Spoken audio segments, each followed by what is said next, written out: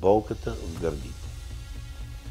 Тя може да е инфаркт, проста настинка, но може да бъде и паническа атака.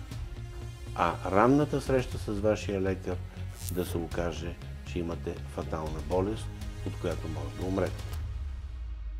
Но гръдната болка може да се дължи и на белодробни причини, и на причини от мускулите, а лечението в болница са желателни и наложителни при някои пациенти.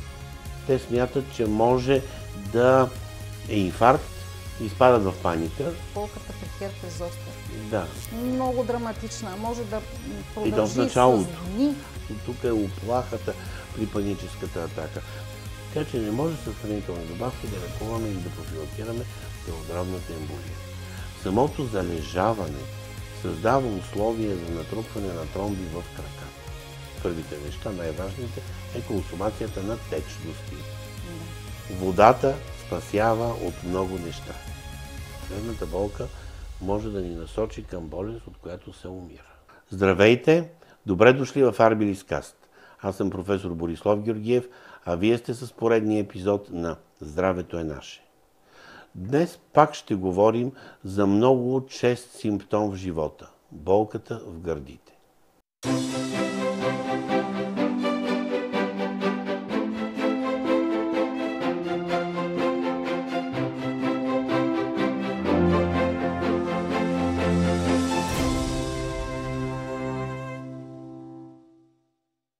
Преди да продължите с мен своето здравословно пътуване, не забравяйте да натиснете бутона за абониране, за да не пропуснете нито един наш епизод.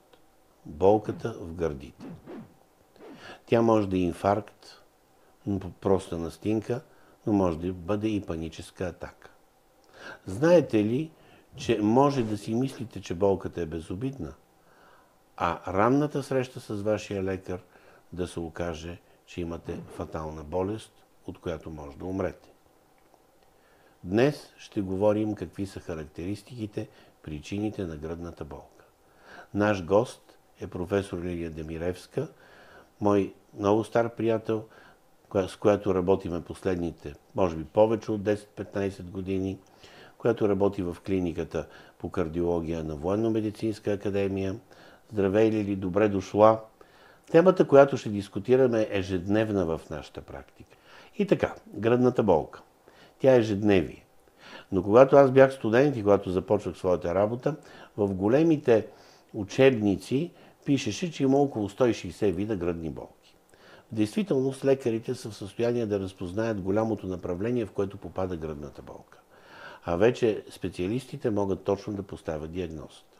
Защото гръдната болка е не само от сърцето, то верно е в гръдния кош. Но гръдната болка може да се дължи и на белодробни причини, и на причини от мускулите, и причини от ребрата, от костите, от прешлените и така нататък, и така нататък. Тоест гръдната болка е често срещана в нашата практика, без обаче в голяма част от случаите тя да е опасна. Но, когато е тежко заболяване, много често тя отразява фатално риск от фатална болест. И така, гръдната болка, Лили, и диференциалната диагноза.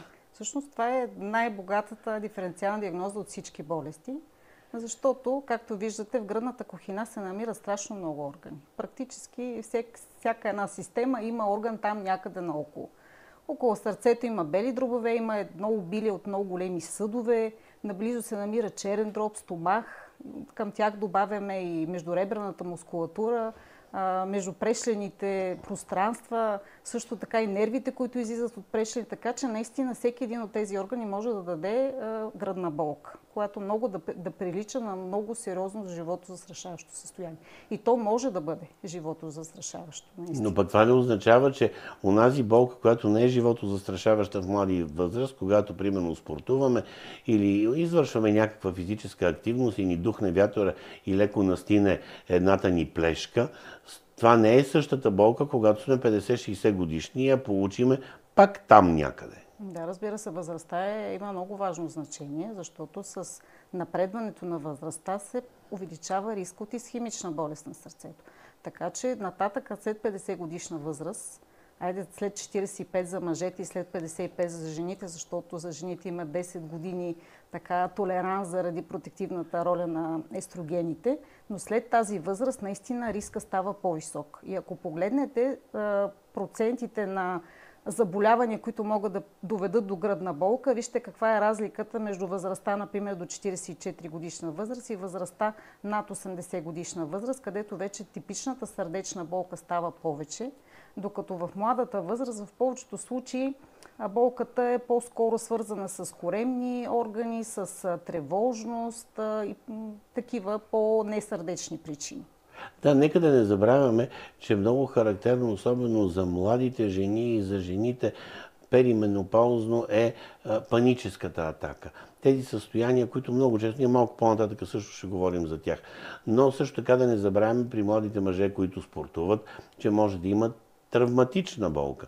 Тоест, това са не сърдечни болки. Но пък, ако някой спортува и получи някои от типичните характеристики на болките, трябва веднага да потърси лекарска помощ. Защото ти показваш тук локализациите на сърдечната болка. Тя е много важна, защото от нея се умира. Да, точно така. Тя има една характерна локализация зад гръдната кост и леко наляво. Обикновено е на широка площ, както е показано на картинката. Болните обикновено показват болката с цяла ръка, не с една точка. Има и характерно разпространение на болката, което е по-типично. Разбира се, атипични оплаквания винаги са възможни, но по-типичното е когато болката, например, обхваща лявото рамо, отива към двата пръста, четвъртия и петия на лявата ръка, може да отиде към епигастриума под лъжичката, може да отиде и към долна челюст нагоре, може да отиде и към гърба. По-рядко, но е възможно. Много по-рядко може да отиде и към двете ръце. Но всичкото това са характерни и радиация, и характерна локализация на типичната болка, която е характерна за стенокардия. Защото може да има сърдечна болка, която не се дължи на стенокардия, на друга причина. Да. Това е тази болка, която ни насочва към инфаркт. Да. Фактически дали нямаме в моменти... Но нещо много важно. Обажда ми се познат и казва, описва ми типична болка. Ма на място, както... Обаче влияе се леко от дишането или от движението и продължава 5 часа. Да, това са други много важни неща, колко продължава болката. Защото типичната стенокарна болка се влияе от физическо натоварване, в смисъл степен на физическо натоварване, но не се влияе, например, от промяна на положението на тялото. И обикновено типичната стенокарна болка продължава 15-20 минути. Сега, ако продължава повече от 30 минути, може да е инфаркт. Тогава винаги е аларма за инфаркт. Тогава може да има и други симптоми. Така наречените вегетативни симптоми, т.е. изпотяване, гадене, повръщане. Тук може да се обърка много с гастритна болка. Между другото и сме имали такива случаи много.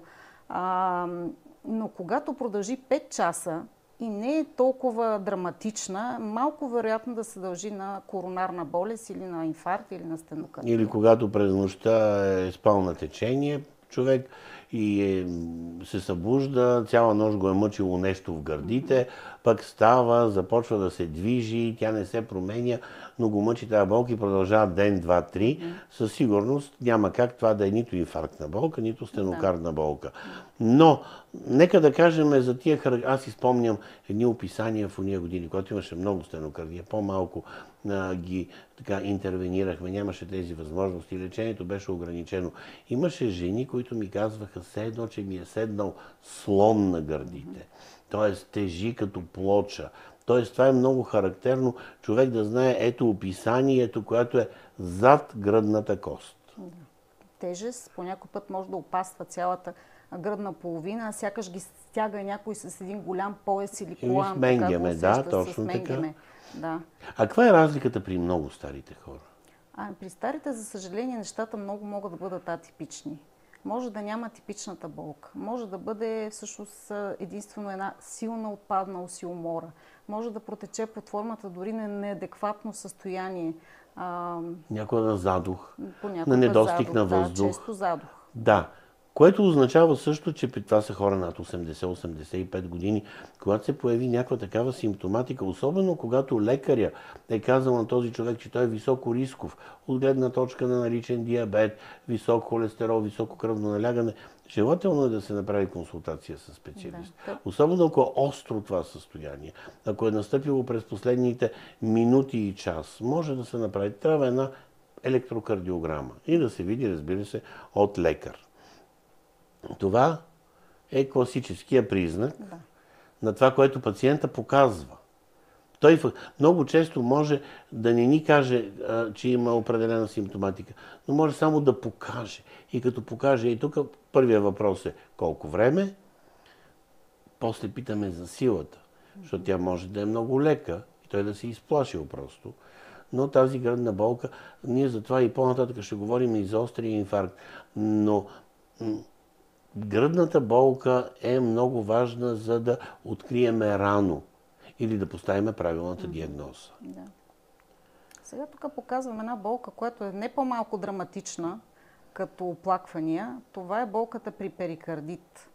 Перикардит е възпаление на турбичката, на която обвива сърцето. Тя е от два слоя и между тези два слоя има едно нормално количество течност, но когато тя се възпали, може да има и малко повече течност, може и да няма толкова течност, но това възпаление е свързано с една много драматична болка.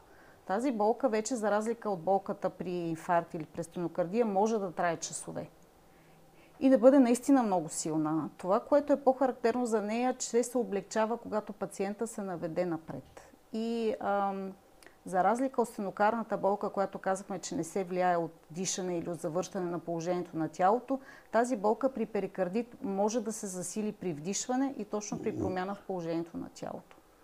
И перикардита е също състояние, налагащо среща с лекаря, защото това не е безобидно състояние. Обикновено върви около грипната епидемия, може да протече перикардита, обикновено при някаква вирусна инфекция може да е, но може да е в хода на лечение на карциноми, може да е в хода на лъчетерапия, може да е в хода на друга инфекция, на много неща може да е перикардита. Но той не означава, че пациентът трябва да си стои с болката, да гълта аналгетици вкъщи. Той трябва да... Защо? Ние какво правим? Ние правим кардиограма и ехо. Да. И това е диагностиката, която ще ни свърши работа и ние ще поставим диагнозата. Защо? Много често идват пациенти и казаха ми имам перикардит, ама това е минимално отслояване. Това какво е?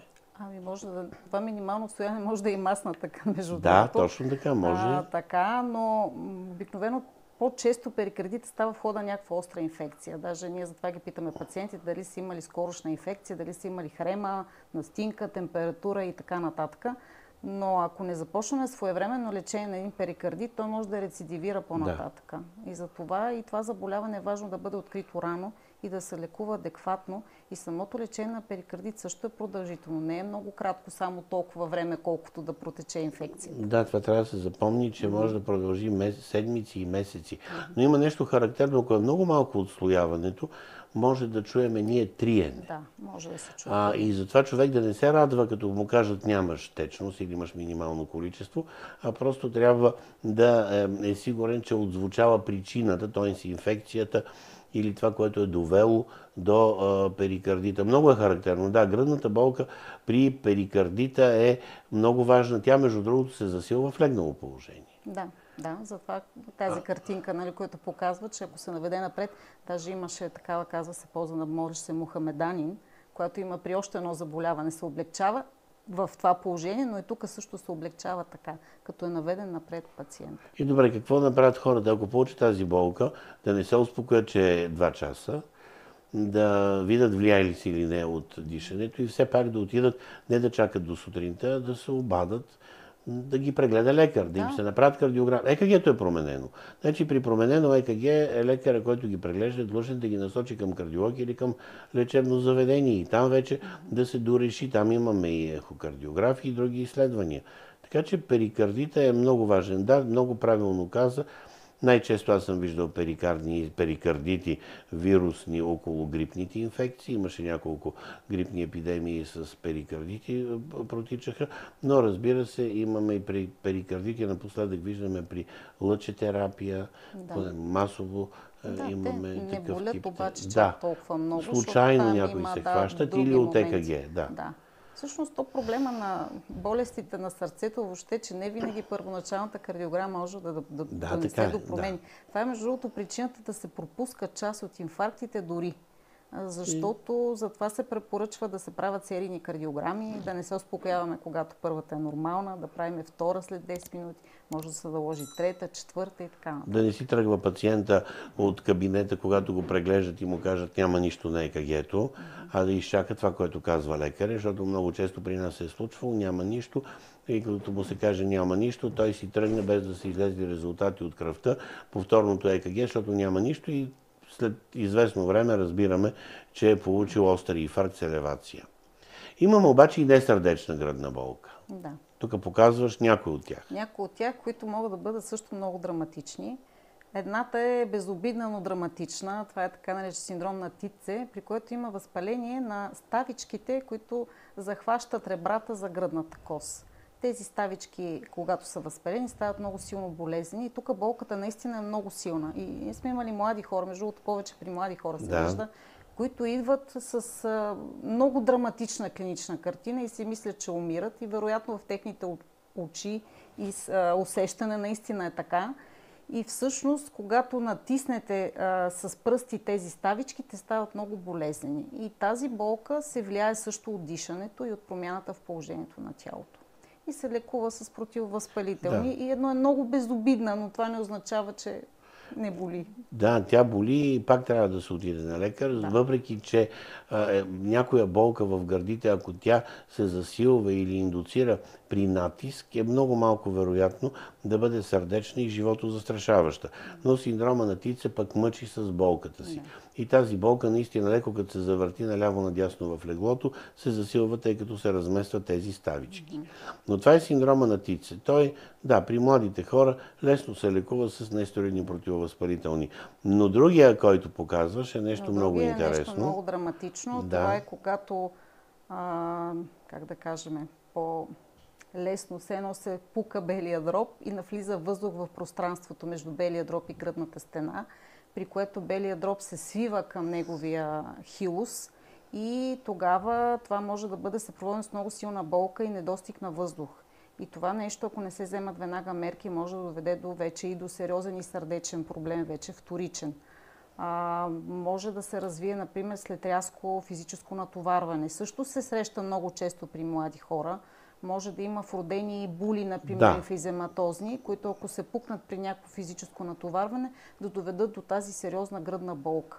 Особено ако е вляво пукнат белия дроб, тогава болката наистина много ще прилича на сериозна сърдечна болка. Да, тя прилича на сърдечната, но това, което пък е важно, че младите хора повече носят тази болка и те решават, че нещо ги е мушнало, прорязало, не си обръщат внимание, но въпреки това, тук пък диагнозата не е електрокардиографска, освен преслушването на белия дроб, основната диагноза тук е рентгенографията.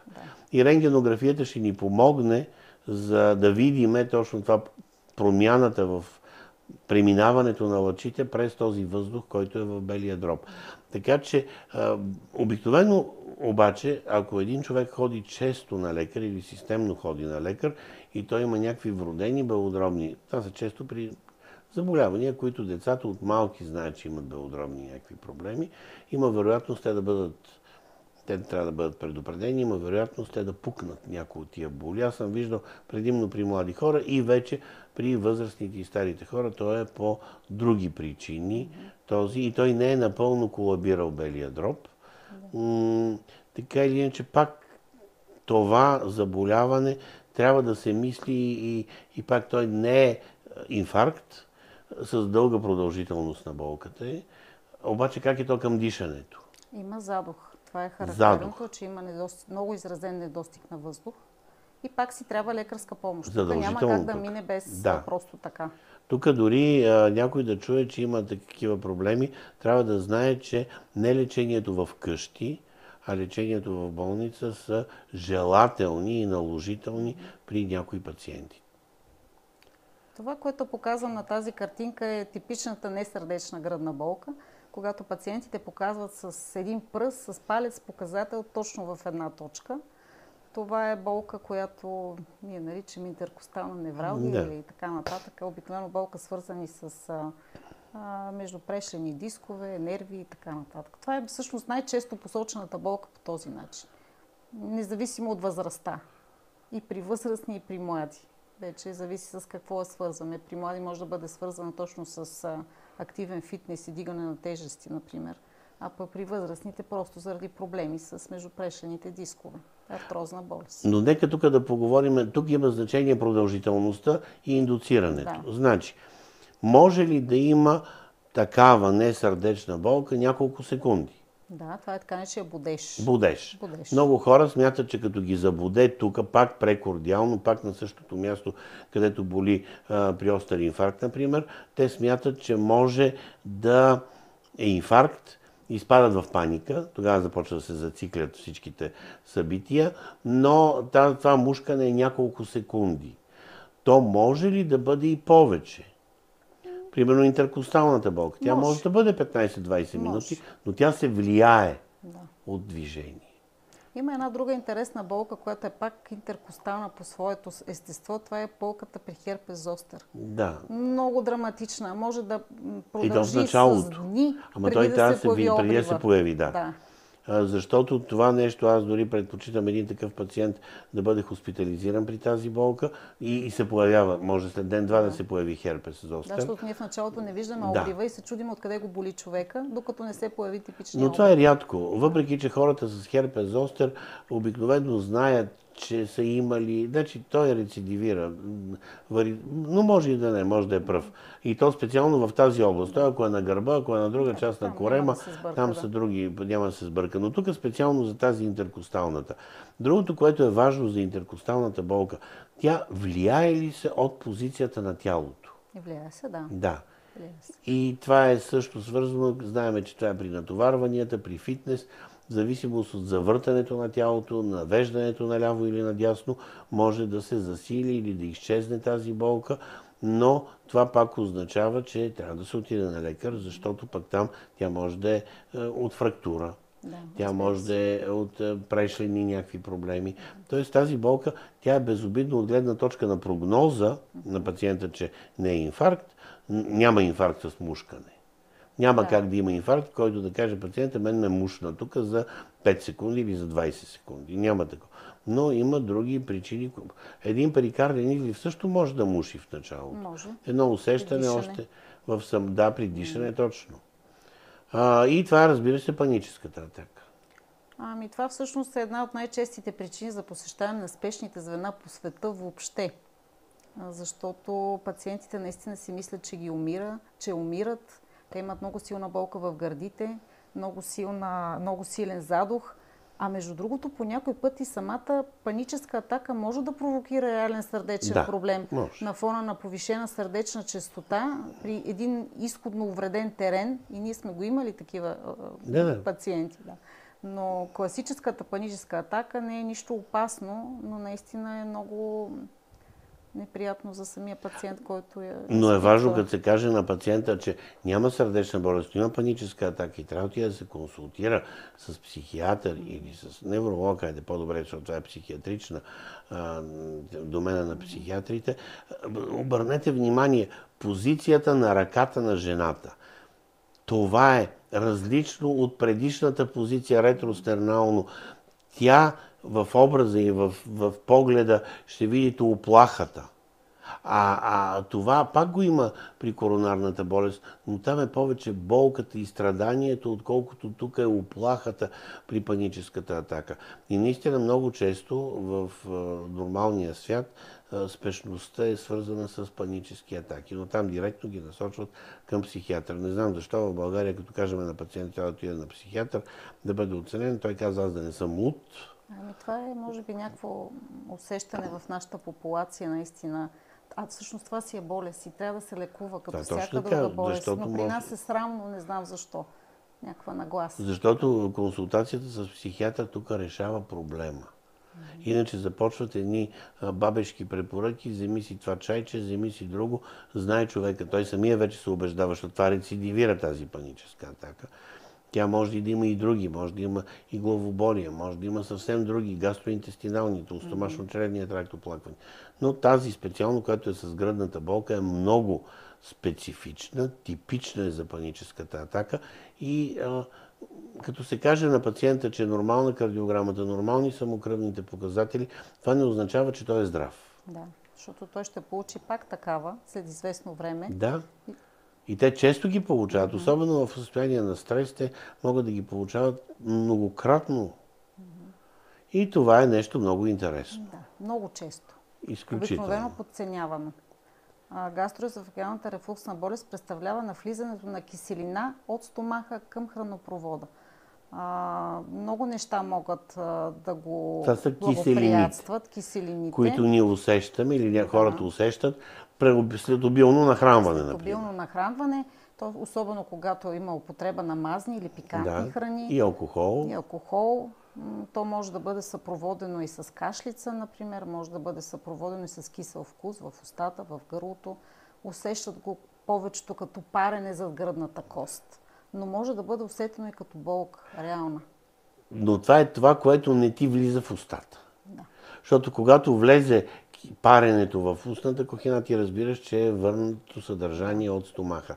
Но много често има рефлукс на болест до средата на гръдния кош и наистина много имитира стенокардията.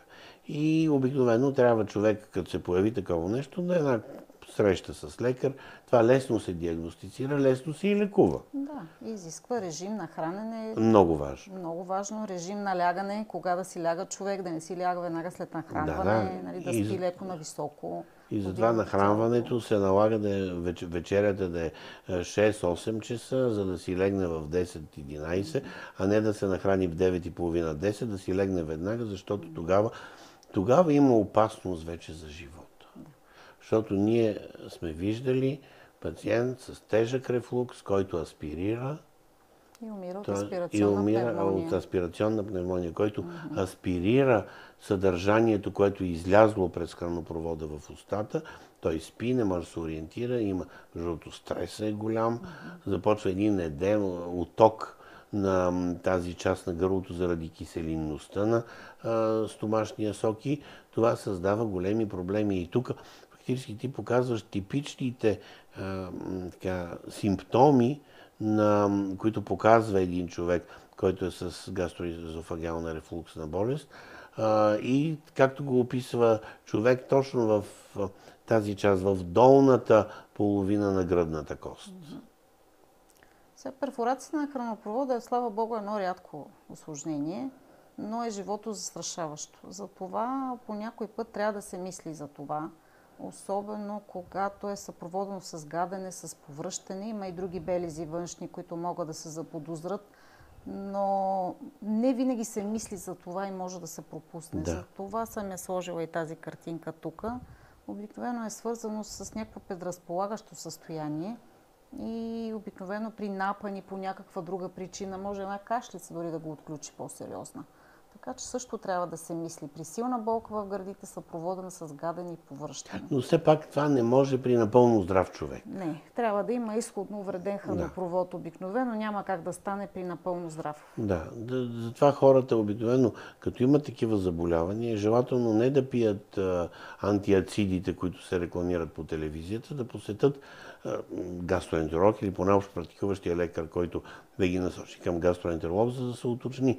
Ние сме виждали драматични хранопроводи, благодарение на една фиброгастроскопия и те вече са предразположени и към руптури, и към много други състояния, без да има, защото хората смятат, че като руптурира, като се перфорация на хранопровода, това са карциноми.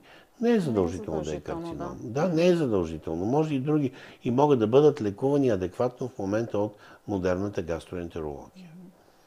И това е една много честа състояние, което се изпуска, особено при младите хора. Да, за жалост това е заболяване, което не се диагностицира. Съществува много повече, отколкото се диагностицира. Да, точно така. Слава Богу, една от нещата може би се развиват благоприятно, но за съжаление голяма част от диагнозата се поставя на аутопсионната маса всъщност. Или след време. След време. И обикновено се случва при пациенти, които имат или вродени болести на кръвосъсирването, това се казваше тромбофилии, или които са вземали дълго време постелен режим, тези, които са оперирани, защото самата хирургична интервенция предразполага към образуване на тромбози, пациентите с рак, които са с много повишен риск за такова усложнение, бременните също. И коронавируса, казвам го, защото едната част от пациентите починаха от това точно, когато беше. Да, там беше. Там белодробната емболия, но това налагаше антикоагулация. Много ви моля, тези, които ни слушате, антикоагулацията се прави с лекарства, не с хранителни добавки. Няма нито една, голяма част от рекламираните продукти по телевизията, всичките са хранителни добавки, за да ги рекламират, но голяма част от тях се претендира, че имат някакъв такъв ефект, но той дори да го има много мек. Това е болест. Ние говорим за лечение на болести, а не за приемане на нещо, което би подпомогнало. Добавката подпомага или терапията, или нещо, което ни липсва в хранителния режим. Така че не може с хранителни добавки да лекуваме или да профилактираме белодробната емболия. Обаче, понеже ни слушат млади хора, най-често белодробна емболия аз съм виждал при скиори, бордисти, сърфисти и други, които имат травма на крака. На подбедрицата. Да, известно време стоят имобилизирани, особено скиорите, когато има тази травма имобилизирана. Появява се остър задух, на който те не му обръщат внимание. Единият вариант е да е много остър, така че да постъпи вълна, другия да е остър и започва едно непрекъснато адинамия, лошо дишане, трудно дишане. И ние го виждаме на втората или третата година вече като един стар белодробен тромбоемболизъм, който вече е ангажирал част от белия дроб. Аз това казвам, той много често се пропуска, защото все пак белия дроб не е целият ангажиран с емболията, но... Още един момент, хората, които правят дълги презокеански полети. Така, да. Тези, които седат реално 12 часа, и повече часа на едно место седнали, които почти не могат да се раздвижат. Особено ако има други предразполагащи състояния с много висок риск от образуване на такива тромби. Затова се препоръчва в дългите полети за 1 час или час и половина седене, движение в самолета, или има там самите самолети на трансокеанските полети, дават едни инструкции какво да се прави, как да се движат краката, как да се масажират подбедрици и така нататък. Това е много важно за продължителните. Но от онези от вас, които ни гледат и които са по-млади, но се грижат за по-възрастните си близки и роднини, нека да знаете един друг много важен факт. Когато един възрастен човек се залежи, самото залежаване създава условия за натрупване на тромби в краката и в малкия таз. И това залежаване налага профилактика. Т.е. профилактика на белодробната емболия. Затова ние казваме винаги, ако един човек има тенденция към залежаване, поне минимално няколко пъти на ден да се раздвижва, да се движи в леглото, да седи в леглото, определени физически активности да има. Защото това го виждаме и вие, и ние, например, инсултите. Инсултите налагат кинезитерапия пасивна, т.е. външен човек да движи краката. Но това е спасението този пациент да не получи белодробна емболия и те се нуждаят, разбира се, от лекарства, които да профилактират тази белодробна емболия. Но едно от първите неща, най-важните, е консумацията на течности. Да. Водата спасява от много неща. И вече, другото, което е важно, чорапите. Еластични чорапи за краката. Моля ви, не някакви парцали да си навиете или някакъв бинт, който, за да не се купи чорап, се казва, аз си навия бинт. Той също не е със същата компресия, която ще свърши работа. Те, между другото, в голяма част от болниците по света, на всички залежали болни им слагат такива чорапи. Да, и още първия ден правят нискомолекулните хепарини за профилактика. Това е в Западна и в Централна Европа, това е задължително. В България в някои места се пропуска. Но това са тук ето симптомите, които казваш. Да, симптомите при белодробна емболия, заедно с гръдната болка, има задух, обикновено той може да бъде много рязък. Може да има кашлица с малки жилки кръв, може да има сърцебиене, може да има излизане от ритъм по време на белодробната емболия. Може да има и хрипове, посиняване на устата, може да има също така. И това, което е на едната картинка показано, е данни за възпаление на съдовете на подбедрицата, венозните съдове, което е често всъщност източника, за да се образуват тромби, които когато тръгнат тези тромби по венозния път, да достигнат до белодробните съдове и да предизвикат така белодробна емболия. Да, точно така. Значи, такъв образ, подуване на подбедрица, изолирано подуване на една подбедрица само, или различно подуване на двете, вече по-рядко, но изолирано на едната. Ето този образ, тези варианти на почервяване, посиняване и така нататък. Дори минимален задух, а може и без задух. Отидете на лекар.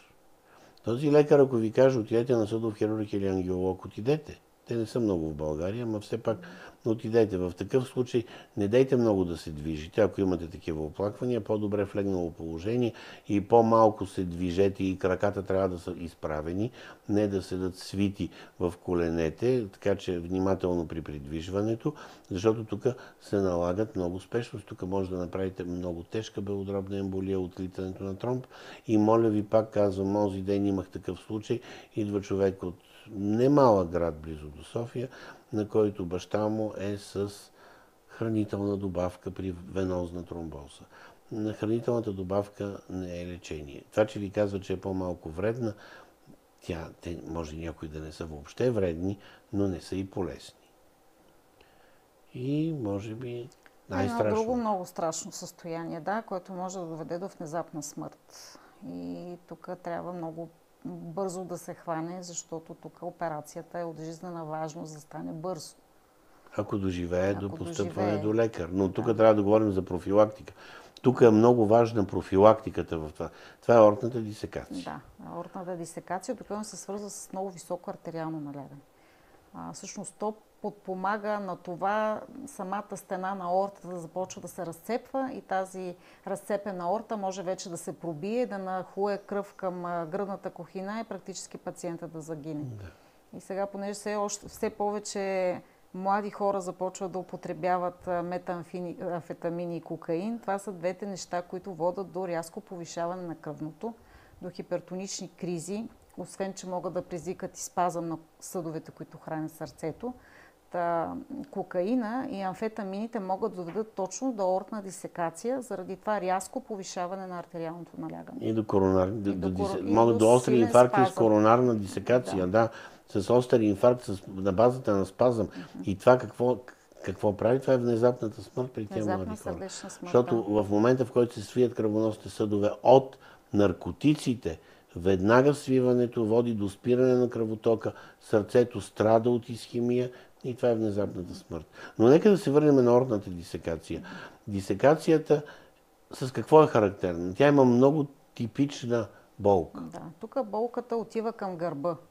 Също може да бъде много силна. Към гърба пак може да отива и към работа, но най-характерното е, че отива към гърба. Зависи коя част е засегната, защото ако е засегната и коремната аорта, болката може да отива вече и към корема. Да. Но е много силна, драматична, стягаща, остра, силна и тя може да бъде съпроводена също с вегетативни симптоми. Изпотяване, силен страх, ужас. Какво трябва да направи веднага човек, който получи тази болка? Веднага да извика... Да си премери кръвното. Докато вика бърза помощ. Докато дойде бърза помощ. Той трябва да си премери кръвното. Това обикновено, както каза професор Демиревска, това са пациенти, които са с хипертоници. Скоро имахме, преди няколко месеца се случи един такъв инцидент в Софийска болница. 40 няколко годишен мъж умира от дисекация. Но той е знаел предишните 10 и повече години, че има високо кръвно налягане и не си обръщал внимание на кръвното налягане. Взимал е нещо, което е така да каже, че е взимал. Трайно е бил 160, 180, 200 налягането му. Значи, когато един човек има високо кръвно налягане, риска от инфаркт, инсулт, аортна дисекация е много голям. И затова нашата цел е да понижим кръвното налягане под 140 на 90. Тоест, ние тук трябва да сме активни. Трябва човек сам да е убеден, че трябва да се лекува. И тогава аортната дисекация е с много по-малък риск за аортна дисекация. При кои други хора обаче Значи има? може да бъде при млади хора. При млади? Които са с вродени заболяване на съединителната тъкан, така наречен синдром на Марфан, например. Тоест, тези млади хора, които може да ни слушат. Да. Значи, едни от най-известните спортисти в света са Марфани. Или Марфан си не Марфан. Но какво е характерно за тях? Те имат хиперразтегливост на ставите. Тоест, като си фанат пръстите... Ако си фанат пръста, тук може да отиде с пръста до ръката, буквално. Тоест, като си направи така с пръстите, те могат да се така огънат, че може да стигнат до ръката. Да, те са обикновено високи, с дълги крайници, така малко грацилни на вид. Те са слаби. Да. При някой има в непцето особено, при някой има проблеми с окото, но много ви моля, в момента в който някой човек, който има отношение към здравето си, разбира се, е слаб, висок, а може да е и много нисък, но който да прави 2 дъгина като гимнастика, първо попитайте в семейството нямате ли роднина, който е умрял внезапно на млада възраст. Защото Марфан и въобще тези заболявания могат да се предадат генетично. И в момента, в който имате тези оплаквания, обадете се на лекар. Той ще проследи кръвното налягане, ще оцени риска. И най-важното нещо, той е ориентиран в Марфана и може да ви насочи към изследване, към кардиолог. И ако вие попаднете при кардиолог и той се ориентира, че имате този риск, просто се налагат по-чести срещи с кардиолог. По-често да се проследява сърдечно-съдовия ви статус. Защото дисекацията се профилактира. Това беше най-страшната диагноза в моите млади години като лекар, защото там смъртността беше много висока. Да не кажа над 95%. Сега при бързата диагностика сме успешни в лечението, но трябва да е много бърза тази диагностика. Да. Ако ние се забавиме, между другото имали сме случай с овладяна дисекация, но след първия ден вече трудно се интервенираше с операция, защото има проблеми с кръвоносните, с аортата и в един определен момент додисекира аортата. Тоест ние трябва много бързо да действаме, но най-добре е вместо да се стигне до дисекация да се прави профилактиката. Винаги започва при възрастни над 50 години с аортна стена, с аортна калциноза и атероматозна плака. Тоест и холестерола трябва да се повлияе при хипертоника. Ние за това искаме. Не за да правиме реклама на фармацевтичната индустрия, че трябва да се пият лекарства за кръвното и за холестерола. Не. Но просто тия лекарства, които се взимат, трябва да се гарантира, че артериалното налягане е под 140 на 90 и че холестерол или лошия холестерол е под 2, например. А не да ми казват, то в лабораторията пише, че аз съм в норма, ама нормата в лабораторията е примерно 3,6 ЛДЛ, лош холестерол. Не. Трябва да е по-нисък при тези хора, които са рисковите. Така че аортната дисекация е наистина рядко състояние, но то може да се предпази, да се профилактира от хората, които искат да спазват и да се лекуват и да живеят дълго и спокойно. Това е типичното за паническата атака. Ще дойде млада жена при вас, ще каже, ох, лошо ми е, така ще... Но вие като я разпитате или като се ориентирате повече на паническа атака, това е стрес, това е притеснението, това е уплаха от нещо, което е създал тази паническа атака. Нещо друго има ли да казваме? За гръдната болка. Най-важното е профилактика. Профилактиката, да. Всичкото другото, после да чакаме да ни се случи, няма да е добре. Хубаво е да не се случва. Ама и профилактиката на несърдечната болка. Значи, моля ви, също, да. Спортисти в фитнесите, не се претоварвайте. Моля ви, не дайте да отивате да дигате не знам колко тона, за да натрупате мускули. Физиологичното натоварване е доброто. И по същия начин, много често беше в миналото плекситната болка, която беше на шофьорите, докато нямаше климатици в автомобилите, на отворен прозорец с ръката и обикновено страдаха. Те нямаха коронарна болест, но страдаха от това. Внимавайте в начина си на живот, може да се профилактират голяма част от болките. Защото гръдната болка е много важна. Гръдната болка може да ни насочи към болест, от която се умира. И за да можем да намалим, а в момента кардиологията в световен и в България е много успешна в тази свръхспешност. Колкото по-рано хванеме инфаркта, колкото по-рано установим острото състояние, толкова по-голяма е вероятността да бъдем полезни за пациента. Не да го излекуваме, в някой случай може да го излекуваме, а да намалим риска от усложнение и да удължим неговия живот. И така, първо да благодаря на професор Демиревска, която е с нас. Пак ще те поканя. Имаме много неща да дискутираме с аудиторията. Благодаря, че бяхте с нас. Не забравяйте да се абонирате за нашия канал, както и да ни последвате в социалните мрежи, като линковете ще откриете в описанието. Аз съм професор Борислав Георгиев и до следващия път.